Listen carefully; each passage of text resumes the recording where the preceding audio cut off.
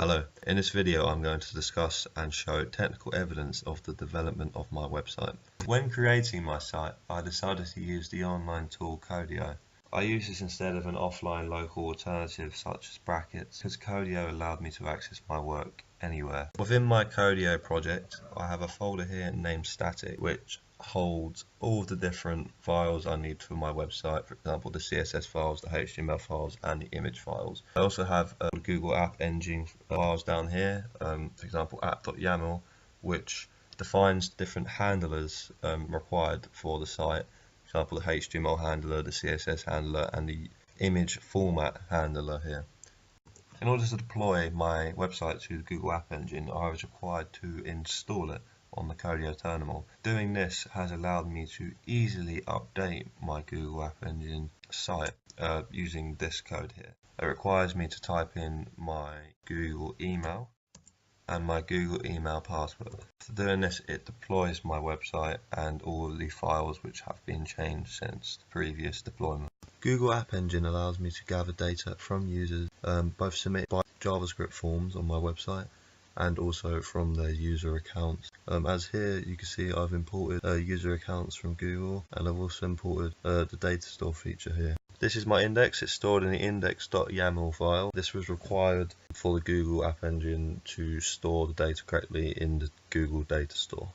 In these two classes here, I've defined what data I want to gather from and store in my data store. The author class here uses Google account information such as the identity and the user's email. In the posting class here, I'm defining what I want to gather about the post, so who the author was, what the content of the post was, and also the date of the post, which is actually auto-generated, which is defined by this code here.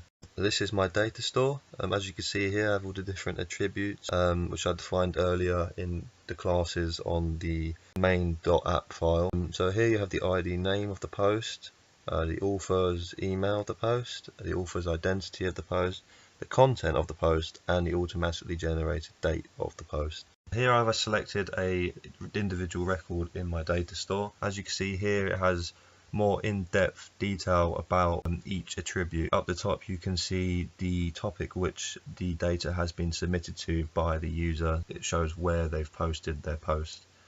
In order for the user to post a record to my data store, they must first select this content box here and insert something in. I will show you an example.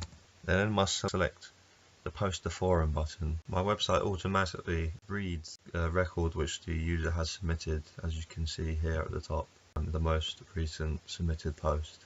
On the Google Developers Console, I can see the records which have been submitted to my website. To do this, I can run a query in GQL, or I can run a filter and select the different kinds. In this example, I've used GQL and I've run my query. It says select all from the kind posting.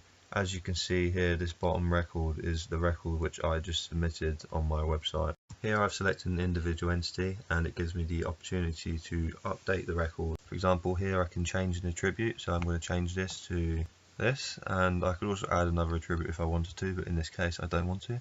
So if I save the entity, I can see here that this bottom record has been updated to say this in the content instead of example. Developer Console allows me to easily delete a record as well. For example, here, click this and then click delete, remove entities, and then the record has been deleted. In the future, I could allow users to update and delete their own records. However, I didn't feel that it was that important due to the nature of the data being submitted to my site, as it was only messages and it wasn't any data which needed to be updated. When posted on my forum page, I've allowed users to log on their Google account. This will give them a unique identity.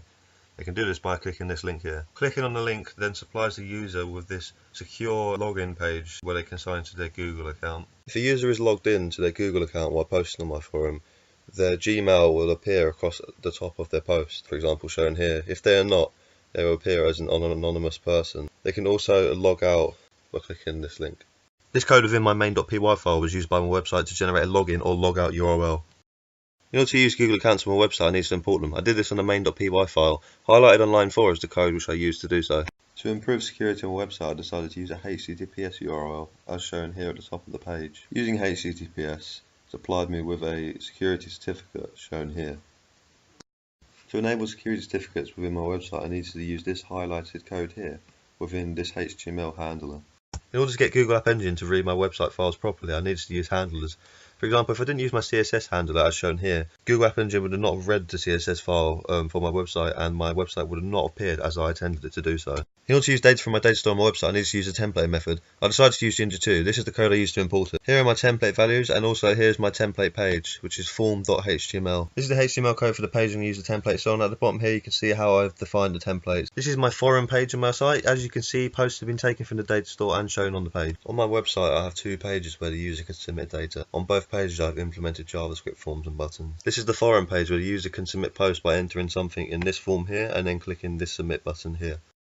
This top piece of code is for the form where users submit their posts. The second line of it is for the content box, and the third line is for the submit button. The bottom piece of code is for the form where users can select a subject to post to. It also has a content box and the submit button. This is my newsletter sign up page. The forms on this page have validation rules. The first name form needs something to be entered into it, so does the email address. The phone form requires a numerical value.